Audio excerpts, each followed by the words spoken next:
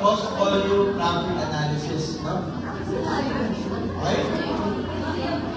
Next topic class is about is your cost volume profit analysis. Okay. Class, what do you mean of cost volume analysis? Cost here, again, you have your variable cost and you have your fixed cost. Diba? Ano nga yung class? If your sales will go up and will go down, again, your total variable cost will also go up and will go down. Same. Your variable cost per unit will remain the same, not your total variable cost. How about your total fixed cost?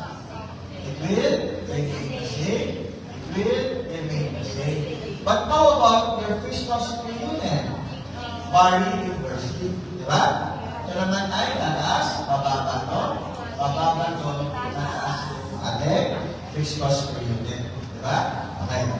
Again, it is only review. No? Then volume. In terms of the CPP analysis tab, no? The volume tab is that there is no ending inventory. Please take note, there is no ending inventory. Ibig sabihin, class, your unit produced is the same as unit sold. Kung magkano na produce mo, yan din yung ibibenta natin. Next week, we'll discuss na variable and absorption costing.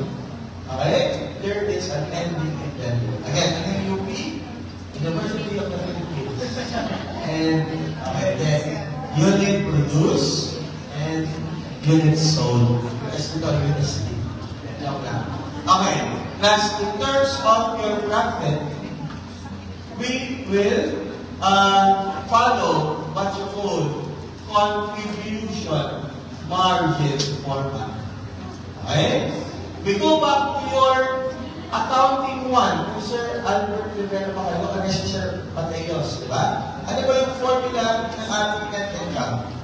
Sales minus cost of sales is equals to gross profit minus OPEX, and you have your net income. Pero sa ating class in our CPP analysis, what is the formula for your contribution margin format? Ano yung formula, class? Sales minus your variable cost, and you have your contribution margin, and you have